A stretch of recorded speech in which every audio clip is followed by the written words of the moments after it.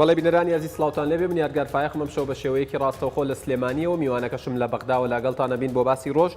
دیارە باسی ڕۆژی ئەمڕۆمان تایبەت کردووە بە قسەکردن لەسەر کۆمەڵێک پرس کە تایبەتە بە پەیوەندیەکانی نێوان هەرێمی کوردستان و عێراق و مەبەستمان قسە لەگەڵ جەنابی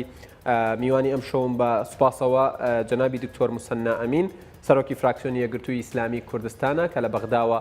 لەگەڵمانە بێ مەبەستمان لەگەڵ جەنابیان لەسەر کۆمەڵێک پرس بوەستین لەوانە سەردانی شاندی حکوومەتی هەرێمی کوردستان بۆ بەغدا بینینی بەرپرسان و سەرۆکوەزیرانی عێراق و سەردانەکەیان بۆ کۆماری ئیسلامی ئێران و بینینی سەرۆک کۆمار و سەرۆکی پەرلەمان و کەسایەتیە جیاوازەکانی ئەو وڵاتە مەبەستمە قسە لەسەر هەڵبژاردن بکەین لە عێراق ئایا دوای بڕیارەکەی محکەمەی ئیتیحادی هیچ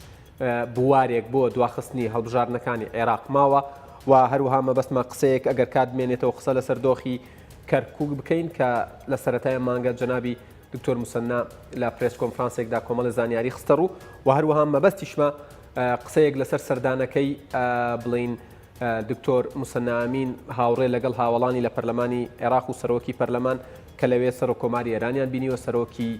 پارلەمانی تورکیایان بینیوە پارلەمانتارانی ئاک پارتیان بینیوە لەگەڵ کۆمەڵە کەسی در مەبەستمە بزانم باسی چی کراوە دکتۆر موسەنا ئەمین سەرۆکی فراکسیۆنی یەکگرتووی ئیسلامی کوردستان سڵاوتان لێبێ ماندوو نەبن ئەمەوێت لەو پرسیارەوە دەست پێ بکەم سەردانی شاندی حکوومەتی هەرێمی کوردستان بە سەرۆکایەتی کاک نێچیرەڤان بارزانی بۆ بەغدا بەرهەمدار بوو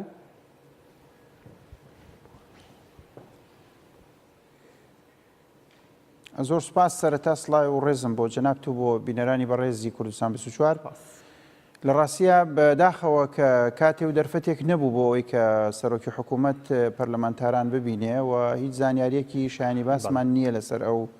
سەردانەی کە کرا ئەمەش نەریتێکە هەموو جارە دووبارە بێتەوە بەداخەوە بەڵام بە دڵنیاییەوە خودی ئامادەبوونی حکوومەتی ئیتیحادی بۆ پێشوازی حکوومەتی هەرێم نەوعێکە لە ئینفراج و کرانەوە بەسەر بابەتەکە و بە دڵنیاییەوە هەندێک هەنگاو هەیە بەرەو مژدەبەخش بە ئاڕاستەی جۆرێک لە ڕێکەوتن بە بەرژەوەندی خەڵک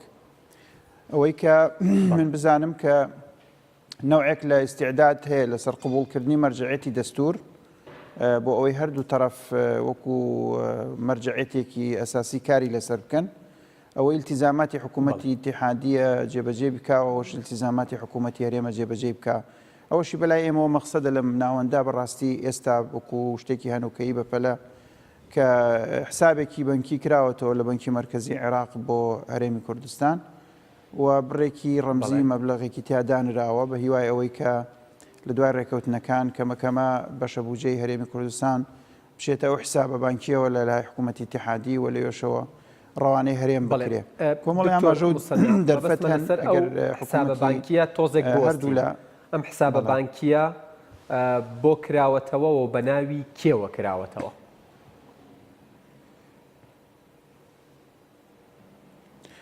حکوومەتی ئیتیحادی کردوێتیەوە لە بانکی مرکزی و بڕێک پارەی ڕەمزی تا ئێستا تیادانراوە ئەوەی کە تەسەڕفی پێوەکە خودی سەرۆکوەزیرانی عێراق خۆیەتی کە ئەو لە ڕێگای ڕسمیەوە دیارە دواتر چەند کەسێک ئەناسێنێ بۆ ئەوەی کە مخەوەل بن کە مامەڵە لەگەڵ ئەو حسابە بکەن بەڵام حسابەکە لە بە دەسڵاتی سەرۆکوەزیران کراوەتەوە جوڵی پارەش لەو حسابە بە دڵنیایی و هەموو جارێک بڕیاری ئەو حسابە تایبەتە بە هەرێمی کوردستان بەعتیباری ئەوەی سەرۆکوەزیران خۆی وەزیری داراییشە بەڵێ تایبەتە بە هەرێمی کوردستان بۆ ئەوەی کە بە ئەو بەشە بوجەیە کە بێ بە هەرێمی کوردستان لە داهاتووە لەسەر ئەساسی یاسای بوجە بخرێتە ئەو حیسابەوە و لێەوە ڕۆشن مامەڵی لەگەڵ بکرێ یعنی ئەمە وەکوتم دەواازەیەکە بەرەو کرانەوە هەموو شتێک نییە بەڵام بە دڵنیاییەوە ئاماژەیەکی ئیجابیە بەرەوەی کە حکوومەتی ئیتیحادی دیارە نایەوێ ئەو حاڵەتە بەردەوام بێ پێم وابێ لەمە دوواگەر بەڵێ فشاری نێودەوڵەتی هەیە فشاری هەرێمایەتی هەیە لەسەر عێراق و فشاری ناوخۆییش شتێکیش لە سنووری تێپەڕی بێگومان ئەبێتەوە بە عکسی خۆی حکوومەتی عێراقی ئەیەوێت لەگەڵ حکوومەتی هەرێمی کوردستان بە فەرمی مامەڵە نەکات وەکو قوارەیەکی سربەخۆی پێدانراوی دەستوری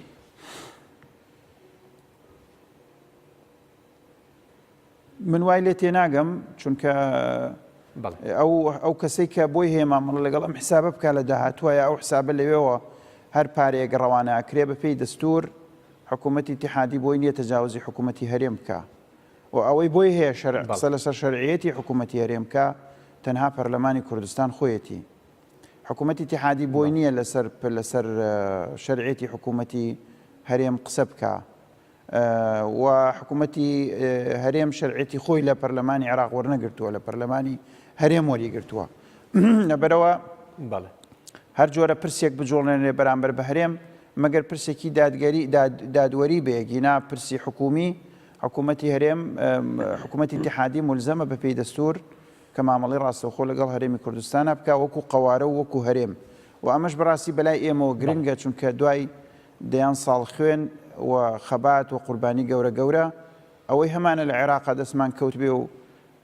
هیوایەک بێ بۆ کورد بوونی قەوارەیەکی سیاسیە لە ناو عێراقا کە پێوتری هەرێمی کوردستان لەبەرەوە هەوڵدان بۆ ینی بەدەر لەوەی کێ سەرۆکی حکوومەتە کێ وەزیرە و کێ ئەی بابڕێەوە بەدەر لە ئەمە خودی قەوارەی هەرێمی کوردستان ئەبێ ئامانجێکی گەورە بێ بۆ هەموو حیزبە سیاسیەکان پارێزگاری لێ بکەن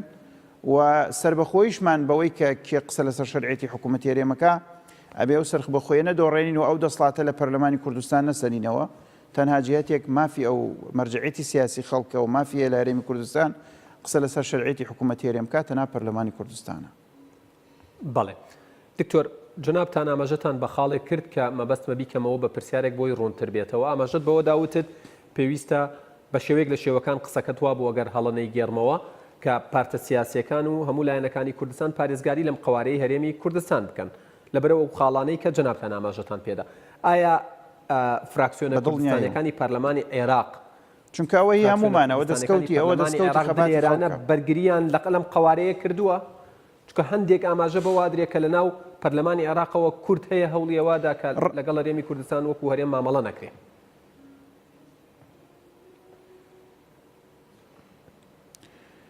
ڕەنگە و بیر و بوچوونانە هەبێ بێگومان ئەو دابڕانە قوڵی لە ناو سیاستکردنا هەیە لە کوردستان و ئەو پرتەوازەبوونەی ناوماڵی کورد کە لە کوردستان هەیە و ئەو هەموو کارەسات و نەهامەتی و بشێوی و دووبارە گەندەڵی و خراپەکاری کە لە کوردستانە کراوە نەوەیەک لە دابەشبوونی لە ڕای سیاسی کوردستانە دروست کردووە بەس هەموو ئەمانە ئەبێ لە لاو خۆمانە چۆن کێشەکان حەلەکەین و چۆن ڕخنە لە یەکتریەگرین ئەوە مافی ئێمەی خەڵکی هەرێمی کوردستانە کە پەرلەمانێکمان هەیە قسە لەسەر ئەو بابەتە بکە حیزبە سیاسیەکانی خۆمان لە لاو خۆمانە ئەو باسە بکەین بەس من ئێستا بێم لێرە تەعنە بدەم لە شەرعیەتی حکوومەتی هەرێم من ترسی ئەوەم هەیە کە ئەمە حکوومەتی اتحادی استیغلالێکە بۆ بڕینی موچەی خەڵک بۆ نەدانی پارەی فەلاح بۆ نەناردنی نەوت بۆ نەناردنی داهاتەکانی تری هەرێمی کوردستان بە بیانووی ئەوەی حکوومەت شەرعیەتی نییە ئێمە وەکوتەمە بێت دوو مەسەلە جیاکەینەوە لە یەکتری دابینکردنی بژێوی بۆ خەڵک ئەمە ئامانجی سەرەکی هەموو لایەکمانە لەم ساتەوەختا بەس بە ڕێگای ڕاست نەک بە ڕێگای هەڵا خۆگەریستا حکوومەتی اتحادی بیشێوێ بێ ڕاست خۆ موشە بابە خەڵک ئێمە وەکۆڵێ مەمنونە بین و سوپاسیەکەین بەڵام بە شەرتێ ئەمە نەبێ بە تەجاوز بۆ ئەوەی کە حکوومەتی هەرێم مامەڵی لەگەڵ نەکرێ شەرعیەتی قەوارەکەی ئێمە قسە لە حکوومەتەکەم شخصانە نیە ئێستا هەن ئەمان ناکرێ لە هەر لە حزێکا بگۆڕن بە کەسێکی تر قسە لە هەڵوەشانەوەی هەرێمە ئەگەر حکوومەتی اتحادی مامەڵی لەگەڵ پارێزگار ڕاستەوخۆ کرد و مامەڵی لەگەڵ وەزارەتەکان ڕاستەوخۆ کرد ئەبێ ئەو زەمانەت و مسۆگەری تیابێ کە ئەمە تەنها ئیجراایەکی زۆر موقەتی کاتیە و بە هیچ شێوەیەک دەستکاریکردنی قەواری هەرێمی کوردستان نییە و هیوادارم حکوومەتی هەرێم خۆی بە زووی بگاتە ڕێکەوتنێک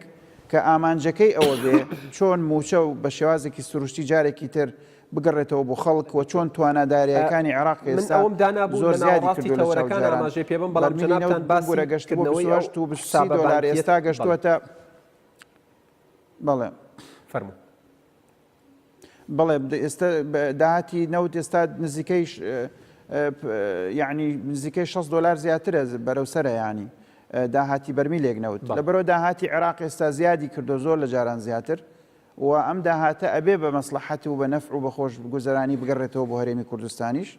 بۆیە من تکاکەم لە حکوومەتی هەرێم کە بە خێرایی هەموو ئەو مەلەفانەی کە ئەوان کردویانەتە بیان و ڕەنگە بەشێکیشی ڕاستی تایە تەبعاً لە بێگومان تەجاوزات یا نایاسایی لە هەموو لایەکەوە کراوە بەس ئەوەی کە بیانوە بە زووی بیبڕن بۆ ئەوەی کە لەم داهاتە باش بۆی ئێستای عێراق ئێمە سوودمەند ببین بتوانرێ موچەخۆران یاریمی کوردستان بە شێوازێکی تەندروست موچەکانی خۆیان وەرگرن. باش دکتۆر موسەنە بە باسکردن لە موچە یعنی لە سەرەتای مانگی یەکی ئەم ساڵ زۆر بە گەرمی باس لەواکرا کە موچەی وەزارەتەکانی پەروەردە و تەندروستی ڕەنگە تا کۆتایی ئەم مانگە بنێردرێت و ئاماژەت بەوەدا کە حسابێکی تایبەت بە هەرێمی کوردستان لەلایەن حکوومەتی عێراق و شخصی حەیدەر عەبادیەوە کراوەتەوە. ئایا ئەگەری ئەوە هەیە بەم زوانە موچەی وەزارەتەکانی پەروەردە و تەندروستی بخرێتە سەر و حسابە بانکیە؟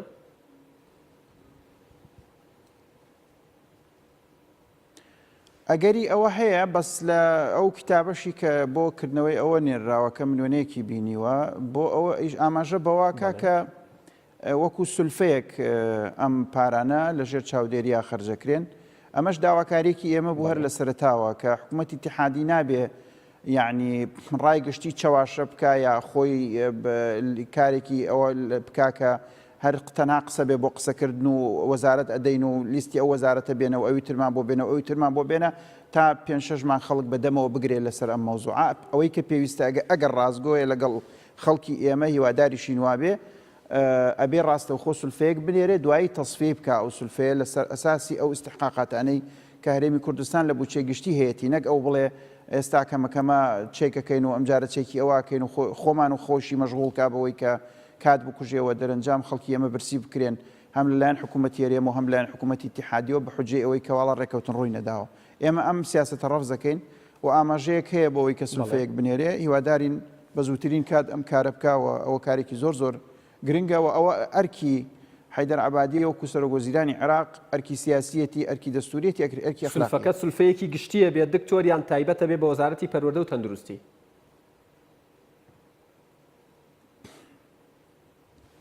ئەو تەفاسیلانە ناتوانم من هیچی لەسەر بڵێم ئێستا چکە و پەیوەندی ئەبێت بە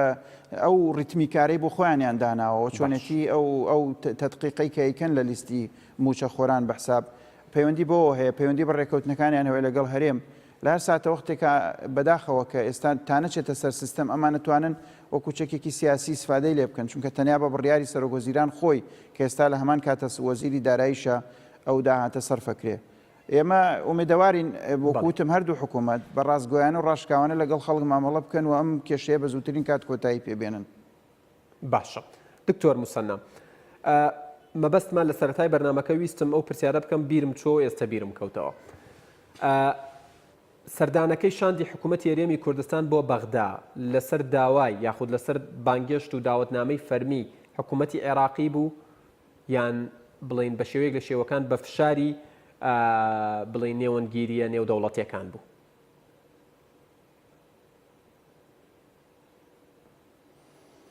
بە دڵنیاییەوە ئەگەر فشار نەبێت لەسەر حکوومەتی اتحادی ئەو ئامادە نییە زۆر زوو بێت بەدەم ئەم پرسانەوە کە ئێمە هەمانە چونکە حکوومەتی اتحادی ئێوێ لە زەبوونترین و زەعیفترین حاڵەتە هەرێمی کوردستان ببینێ بۆ ئەوەی ڕێکەوتنەکانی بە شێوازێ لەگەڵا بکا کە هەموو داخوازەکانی خۆی بەجێبێنێ. گومانی تیانە فشارێکی زۆری نێودەوڵەتی کراوە لە بەنکی دەولی و لە سندۆقی نەقدی دەولی و لە سەفارەتەکانی وڵاتە جیاوازەکانی ئەوروپی و ئەمریکی و دۆستانی دەوروبەریش احتیمالە تەسیریان بوو بێ لەسەرەوەی کە ینی جۆرێک لە ڕێکەوتنێکی زوو لە بینی حکوومەتی هەرێمەوانە بکرێ بۆ ئەوی ئەو مەلەفەی کە ئێستا هەیە بپێچرێتەوە کۆتایی پێبێ و ئەمە فشارە بێگومان و لە ئەنجامی ئەو فشارەوە ئەم وەڵامدانەوەی دروست بووە. وەکوتم ئێستا ئەوان ڕەنگە بیر لەوەژەکەنەوە گەربێت و ئەم فشارە زیاد لە حەد لەسەری بەردەوام بن هەڵەگەڕێتەوە بۆ عکسەکەی يعني وكولين عربي إذا زاد الشيء عن حده انقلب إلى ضده. هرشتيك للزيادة حد خوي تيبري يتر أمانجكي خوي نابيكي بتو بأمانجكي عكسية بيكي. بما حكومة اتحادي دركي ما كاك زيادة بيداغرتن لسر أما نتيجة باش نابي بخودي حيدر عبادي خوشي حتى لدرنجا مكاني البجارنيش. بله. دكتور قناعتم بشكل تريشي بيوندي بو هيك أو نايوه هیچ جهتێکی سیاسی کە ئێستا ببورارم جملێ بڵێم نایوێ لەم ساتە وەختەی کە ئێستا انتخابات بەڕێوەیە لە 12/5 لە عێراق و احتیمالی هەیە تەکەتولاتە سیاسیە جیاوازەکان بێن لەگەڵ کورد نەوعێک لە ڕێکەوتن بکەن بۆ ئەوەی کە لە داهاتووە کورد دەنگ بەو سەرۆکوەزیرانە بدا دەنگ بەوە نەدا قەناعەتم وایە حەیدەرابادی ئەوەی بۆ دەرکەوتووە ئەگەر زیاد لەسەر ئەم مەوزوعە بڕوا احتیمالی هەیە کورد بۆ بەدیلێکی ئەو بگەڕێن و ئەمەش نوعێکە لە فشار بۆ حەیدەرابادی. من پرسیارێکی دیکاکەم و چینە سەر پرسی هەڵبژاردن دکتۆر موسەنا. کوردستان 24 لە سایتی کوردستان 24.net هەواڵێکی بڵاو کردوتەوە کە لە دوو ڕۆژی داهاتوودا تیمێکی تەکنیکی حکوومەتی عێراقی سەردانی هەولێرەکە بۆ بڕیاردان لە کردنەوەی یان نەکردنەوەی فڕۆکەخانەکانی یاریێمی کوردستان لە هەولێر و سلێمانی. زانیاریەکانی لای جەنابتان چۆنن؟ ئایا بەم زوانە ئەکرێنەوە فڕۆکەخانەکان؟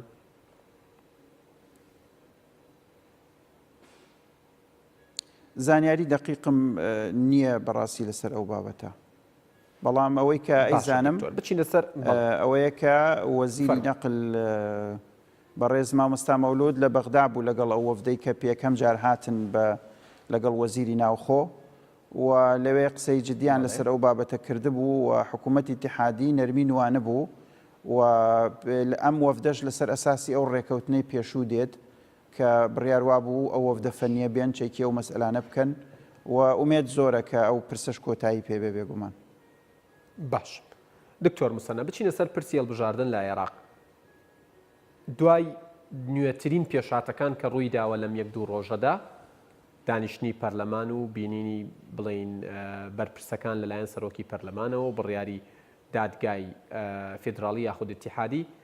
ئایا دواخستنی هەڵبژاردننی ئایاری داهاتوو نەبووە بە شتێکی مستەحیل و بە هەموو شێوەیەک ئەکرێت و ئەنجامەدرێت؟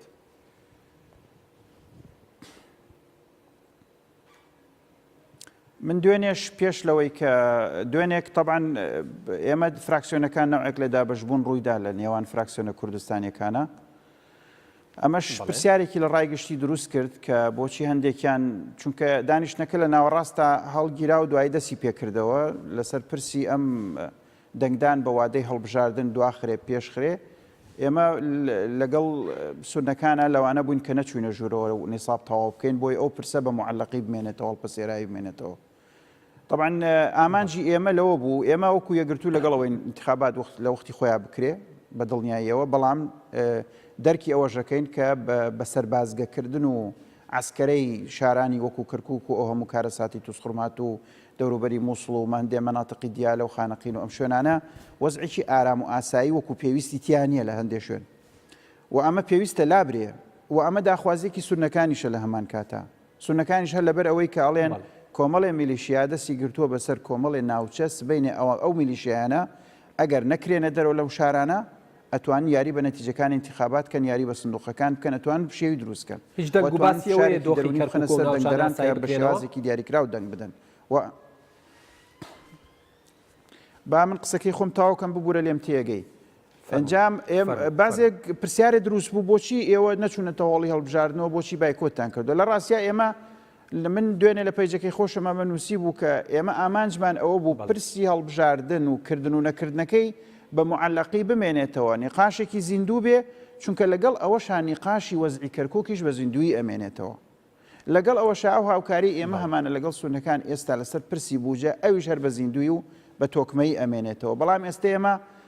بۆ خۆمان گرتمانیە لەوە هەڵبژاردن لە وەختی خۆیان بکرێ و پەڕەکەی بەعزێک ناوچەمان هەیە وەکو کارەساتی گەورەی وەکو سونەمان بەسەر نەهاتووە. بەڵام بە ئەو هاوپەیمانێتی ئەو تەفاهمەک نەک هاوپەیمانێتی کە هەمانە لەسەر پرسی بووجە بە بۆنە انتخابات و تێکینین مراعاتی سونەکان بکەین کە ئەوان ئێستا نایانەوێت انتخابات لەم ساتە وەختا بکرێ، ئەوانیش نەک نایانەوێ بکرێ، زەمانەتیان ئەوێ کە ژینگەیەکی تەندروست هەروەکو کاتی خۆی لە بڕیارەکەی ئەنجومەنی وەزیرانی شەکە هاتووە و وادەی انتخاباتی دیاری کردووە، 4 خاڵی دیاری کردووە، 4 خاڵا بێ ئەنجام بدرێ. یەکەم بەبێ ژینگە تەندروست کرێتەوە، دووەم ئەو بە سەربازگەکردنە کۆتایی پێبێ، نازیحەکان بگەڕێنەوە، تەسویت ئەلکترۆنی بێ لە هەموو ناوچەکانی عێراق. ئەم شتانە پێویست ئایا حکوومەت کە وادەی هەڵبژاردننی دیاری کردووە ئیلتیزامیشی کردو ئەمە بکە، ئەیکا یا نایکا؟ ئەمە پرسێکە. یعنی بەڕاستی من ئەوەی پێویستم بڵێم ئەوەیە ئەمڕۆ یعنی من هەردوێنێ وتم انتخابات دواناکەوێ لەبەرەوەی کە محکمە اتحادی یا بە تەفسیری ئەو نەسە دەستووریە کە لە پەرلەمان و بۆی چوە داوا کراوە ئایا ئەم دقەی مادەی 56 ڕێگە ئەدا انتخابات دواکەوێ لە عێراقا یانە من وتم یا بە تەفسیری نەس محکەمەی اتحادی ئەڵێ نابێت انتخابات دواکەوێ یا هەر بڕیارێک لە پەرلەمانەوە بدرێ هەر جهتێک بتۆ بچە تعنیکا لە محکەمەی اتحادی محکەمەت بە قرار و بە حکمێک تعنیەکە و هینیەکە ڕەفزیەکاتەوە وەقبولی تعنەکە و ئەمەش بێت لە بەرەوەی کات لە بەرامانجیمانە ئەبێ ئەم پرسیارانە بدەن لەسەر انتخابات و تەوقیتی و ڕازی بن و ڕازی مەبن هەندێک ئامانج بۆ ئێمە تحقیقەکەوەکوتم بەڵێ مەبەستمە بپرسم لەسەر پرسی بودجە ئایا تێبینیەکانی کورد لە بودجە جێکراوەتەوە لە پرۆژە یاسای بودجەی 2010 فەرموو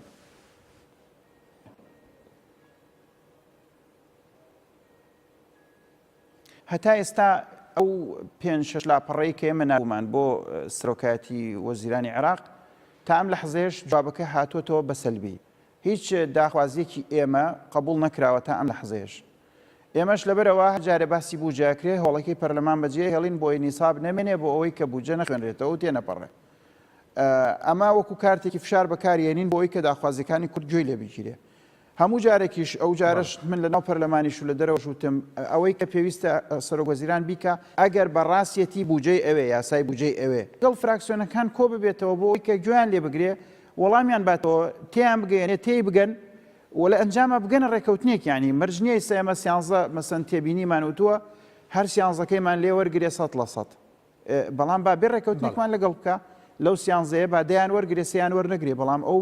بەداخەوە جوابێکی ناردۆ بۆ ئێمە جوابێکی بێئومێدکرد تقریبا هەموو خاڵەکانی ڕەت کردوێتەوە بە بیانوویەکە من دڵنیام خۆشیان باوەڕێن بە زۆرێک لەو بیانوانە نییە کە وتویانە تەنها بۆ بێدەنگکردنەوە بۆ خۆتزیینەوەی لە جوابی ڕاستەقینە ئەو هاتووە لەلایەک بوجەکەی ئێمەی لە حەڤۆ کردو بە 12 لەلایەکیشەوە بوجەی سیادی کە لەسەرەوە لا ئەبرێ پێش لەوەی بەشی کەس بدرێ ئەخرێتە ئەولاوە لە 25 کردوێتی بە نزیکەی 39 لە 125 بوجەی عێراق جاران بۆ سیادی بوو ئێستا لە 139 تقریبا بۆ سیادیە معنای وایە لە 139 بوجە لا ئەبا اینجا لە 112 کە تەیاتێ لە گامان کاتیشە نەفقاتی حاکیمە کە پەیوەندی بە دەرمان و حەقی فەلاح و زۆر شتی تر و خزمەتگوزاریەوە هەیە بایعی و ئەمشتانەوە هەیە بەنسبەت ئێمەوە ئەمەی هێناوە لە 180 کەمی کردوێتەوە کە ئەوە لە هەموو عێراق کەم بۆتەوە بڵێ کە جواب بۆ ئێمە تۆڵە جا خۆ لە هەموو عێراق کەم بۆتەوە ئێ باشە خۆ لە هەموو عێراق کەم بۆتەوە لە ئێمەش کەمە بێتەوە بەم حاڵە دارایەشەوە کە ئێمە هەمانە ئێمە تەحملی و کەمبوونەوەی ناکەین پێشتر لە ساب نیسبەتێکی دانابوو بۆ پێشمەرگە لە موازنەی قواتی بەڕی کە بە نیسبەی لە 112 بیان درێتێ ئێستا تەنها باسی ڕاتبی پێشمەرگەکە لە ناو قواتی بەڕی بەبێ دیاریکردنی هیچ ژمارەیەکیش بۆ پێشمەرگە لەبەرەوە ئێمە ئەم شتانە ناتوانین قبول بکەین و هەمووی تاکیدمان لەسەرەوە کردوێتەوە کە ئەبێ ئەوان ئەڵێن وەرن خوێندنەوەی بۆ بکەن دوای ئەوە مناقەشەی لەسەرەکەین و ڕێیەکەوین ئێمە ئەڵێن نەخێ خوێندنەوەی بۆ ناکەین چونکە خوێندنەوەمان بۆ کرد خوێندنەوەی دومیشی بۆ کرێت دەنگیشی لەسەر درێ بۆ زۆرینی کە ئەوان هەیەە یاساکە تێپەڕێ لەوانەشە تێبینەکانی ئێمە ئەخەنە ناو یاساکەەوە بەس ئەو ئەڕوا لە محکەمەی اتحادی تانیەکە دەرەنجام بەتاڵە بێتەوەی سوودێکی نامێنێ بەڵێ بەڵێ دکتۆر موسەنا بێگومان من پرسیاری دیکەم مابوو بەڵام کاتە هێندا و کار بوو داوای لێبوردنت لێ یەکەم زۆر سپاس بۆ دکتۆر موسەنا ئەمین سەرۆکی فراکسیۆنی یەکگرتووی ئیسلامی کوردستان لە پارلەمانی عێراق کە لە بەغداوە لەگەڵمان بوو. بەڵێ بینەرانی ئەزیز تا باسی ڕۆژێکی دیکە ئێوە کوردستان لە ئەمانەتی خوادا بن کاتێکی خۆش.